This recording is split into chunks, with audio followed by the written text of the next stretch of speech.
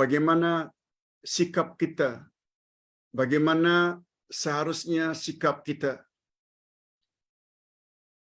ketika menegur keluarga dekat kita, kaum kerabat.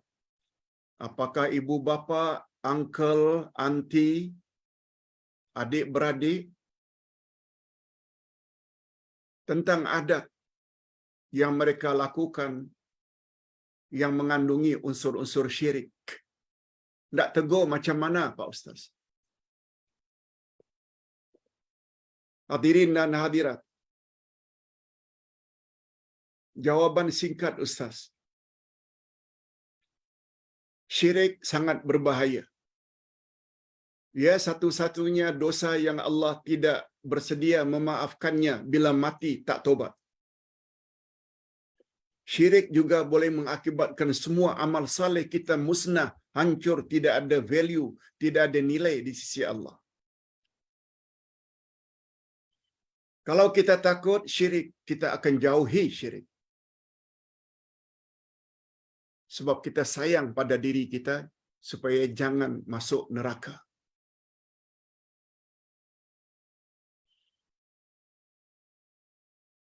Kalau kita sayang, takut amal kita ditolak oleh Allah, hancur musnah gara-gara syirik. Nah sekarang, anda sayang tak pada ibu bapa? Rela tak ibu bapa masuk neraka? Sekarang Ustaz tanya awak, rela tak uncle auntie yang awak sayangi, yang banyak berjasa masuk neraka? Adik-beradik, kakak, abang yang kita sayangi, suka tak kalau mereka masuk neraka? Gara-gara syirik yang mereka buat. Kalau benar-benar sayang mereka, hendaklah kita ingatkan.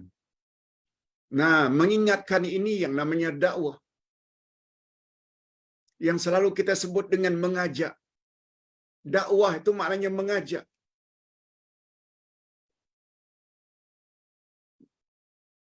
Kewajiban kita menjaga kaum kerabat daripada neraka itu suatu kewajiban. Lihat ayat 6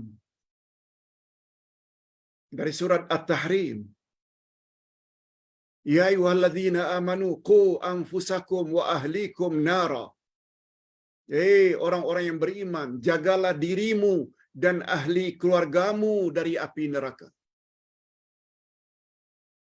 Ayat itu tidak menyuruh jaga diri saja. Lalu ibu bapa syirik biarkan. Uncle auntie syirik biarkan. Adik-beradik syirik biarkan. Di mana sayangnya awak? Itu sayang yang palsu. Di mulut saja. Sayang yang hakiki. Kita mau selain diri kita selamat, orang-orang yang kita sayangi juga mesti selamat. Cuma kata Nabi, maaf. Cuma firman Allah. Ud'u ila sabili rabbika bil hikmati wal mau'izatil hasanah wajadilhum billati hiya ahsan. Ajaklah orang ke jalan Allah. Berdakwahlah. Mengajak orang supaya taat pada Allah. Bil hikmah, dengan cara bijaksana. Wal mau'izatil hasanah, dengan nasihat yang baik-baik. Wajadilhum billati hiya ahsan, dan kalau perlu adu argument, discuss. Itu cara dalam berdakwah. Rukun dakwah ada 4. Da'i, pendakwah, mad'u, jemaah atau audience. Yang ketiga, al-mawdu', yaitu topik. Topik yang kita hendak dakwah ini adalah al-haq, kebenaran. Kebenaran ialah segala yang datang dari Allah. Sama ada suruh mereka buat baik mantapkan iman, tauhid, salat, puasa, zakat, haji, atau nahi mungkar, cegah mereka dari buat perkara mungkar. Dan mungkar paling besar yang mengundang murka Allah adalah syirik. Cuma kita beritahulah secara hikmah. Ayah, ibu, uncle, auntie, abang-abang, adat istiadat yang kita buat ini sebenarnya ada unsur syirik. Tak boleh minta-minta kepada keramat-keramat. Tak boleh percaya kepada ramalan bomo. Tak boleh. Bila kita bercakap bab syirik, minta mereka join dalam grup supaya belajar setiap hari Sabtu tentang bahaya syirik. Satu di antara caranya. Jadi berdakwah jangan kasar, tapi lemah lembut. Sentuhkan hati mereka. Betapa bahayanya. Sebab seseorang bila tidak tahu bahaya sesuatu, dia tidak akan jauhi. Tapi bila kita jelaskan satu demi satu bahayanya syirik, pasti. Apalagi mereka orang yang berpendidikan, yang selalu punya slogan, show me the proof. Tunjukkan bukti bahwa syirik itu memang bahaya, sampaikan. Kalau perlu, hadiahkan mereka bahaya syirik. Yang Ustaz tulis, hanya 3-4 ringgit saja. Suruh baca. Masalah mereka baca tak baca itu masalah mereka. Okey, terlalu panjang jawaban Ustaz. Pak Ustaz, bolehkah kita berdoa dalam sujud dengan ayat-ayat Quran seperti ayat akhir dari surat Al-Baqarah? Hadirin dan hadirat, Ustaz pernah sebut sebelum ini,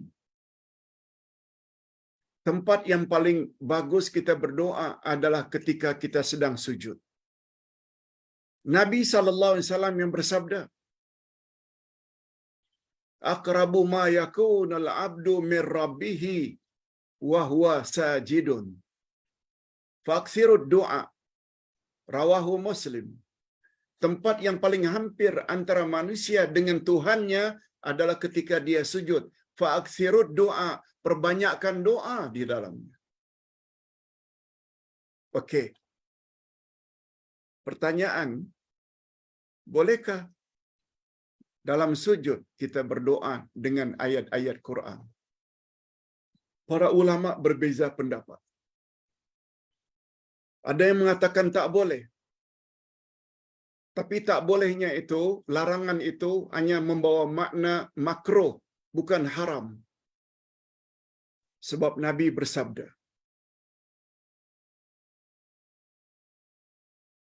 jangan kamu membaca Al-Quran ketika rukuk dan sujud. Membaca Quran yang paling afdal adalah ketika qiyam. Sebabnya kita baca Al-Fatihah, baca surat lazim ketika qiyam.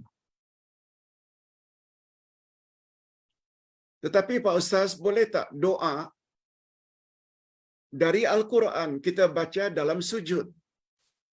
Nah, pendapat kedua mengatakan ini pendapat yang lebih kuat, majority.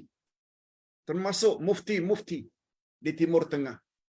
Termasuk mufti Arab Saudi. Mengatakan boleh. Bila ayat Quran itu mengandung makna doa.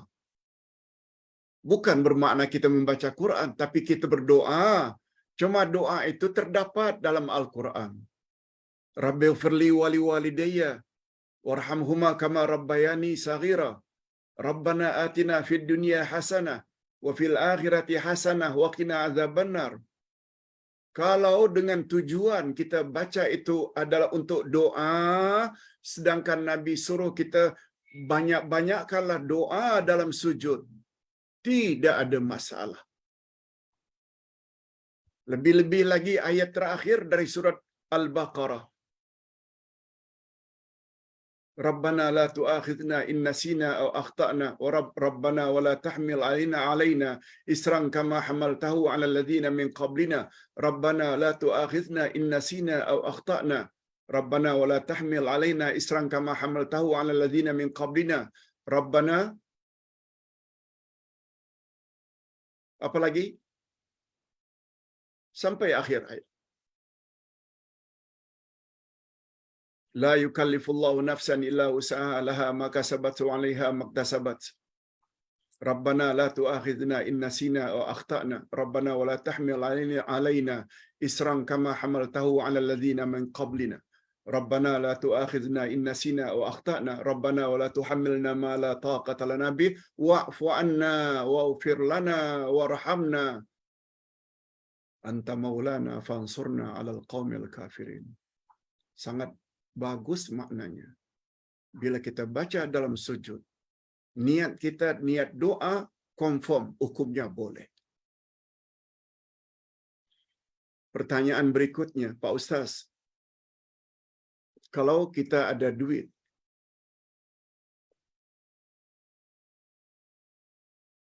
kalau kita ada duit zakat yang akan kita keluarkan zakat kita, tapi kita beri zakat itu untuk orang yang akan pergi umrah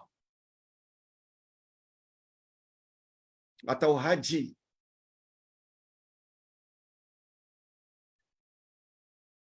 Allah terima tak zakat kita? Hadirin dan hadirat.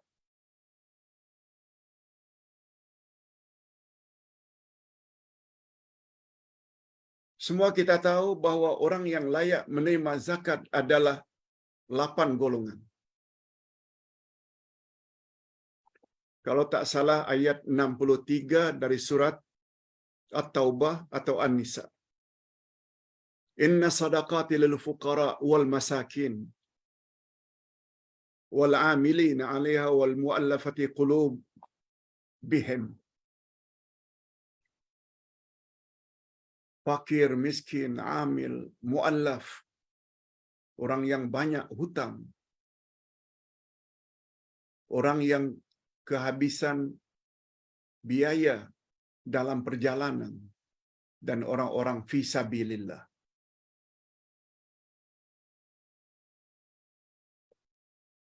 Adapun orang-orang yang akan pergi umrah,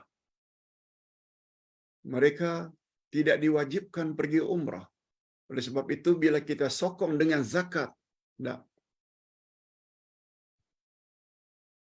tidak sepatutnya zakat itu diberi untuk tujuan agar orang berkenaan pergi umrah atau pergi haji. Sebab itu bukan tempatnya.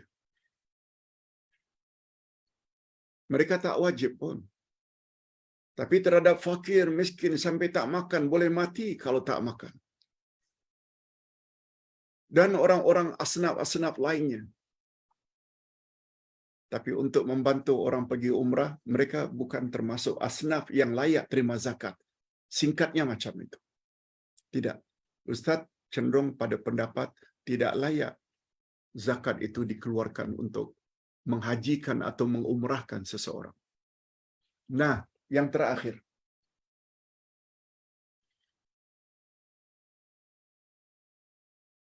Pak Ustaz sebenarnya sudah jawab pertanyaan. Orang yang salat asar, lalu rakaat yang keempat dia naik lagi untuk rakaat yang kelima karena lupa. Lalu ditegur oleh makmum, subhanallah. Lalu dia duduk. Bagaimana terhadap orang yang masbuk? Andai kata rakaat itu menjadi 5 rakaat, sedangkan dia kekurangan 1 rakaat, masbuk. Masbuk maknanya datang terlambat. Apakah dengan tambahan rakaat kelima itu dia dapat rakaat kelima sehingga tak perlu tambah lagi? Apakah dia perlu sujud sahwi? Ustaz dah jawab itu. Ustaz ulang jawaban Ustaz.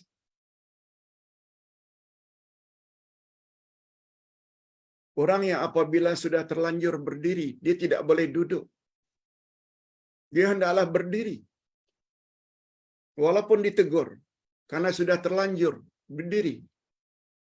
Hendaklah dia baca Al-Fatihah, dia rukuk, i'tidal, sujud 2 kali, lalu baca tahiyat akhir dan sujud sahwi sebelum salam.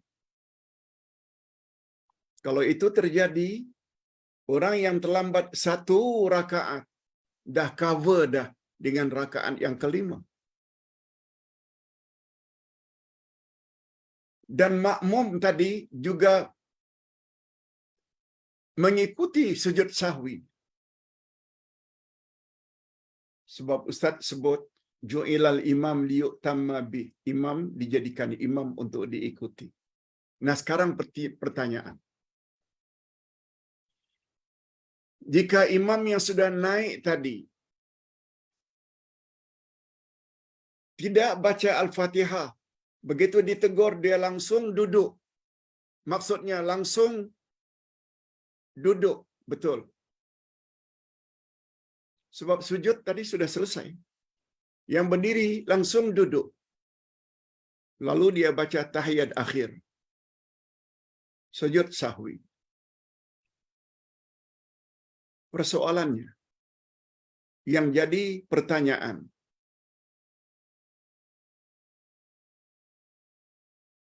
perlukah yang masbuk tadi itu sujud sahwi? Dan perlukah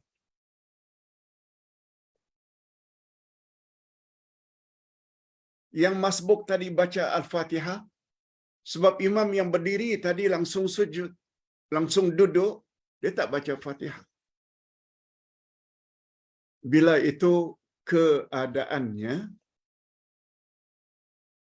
makmum tadi yang berdiri sama-sama dengan imam yang berdiri karena terlupa, langsung dia duduk setelah ditegur, salat imam itu dan jamaah lain sah. Sah. Adapun tentang orang yang masbuk, ketika imamnya sujud sahwi, dia ikut sujud sahwi. Ketika imamnya salam, dia hendaklah naik 1 rakaat lagi. Sebab dia naik tadi bersama imam ketika lupa, dia tak sempat baca Al-Fatihah. Kalau itu yang terjadi, masbuk tadi perlu tambah 1 rakaat lagi dan baca surat Al-Fatihah. Sebab membaca surat Al-Fatihah adalah rukun. La salata liman lam yaqra bi Fatihatil kitab. Tidak sah salat orang yang tidak baca surat Al-Fatihah. Mudah-mudahan apa yang Ustaz sampaikan ini ada jugalah manfaatnya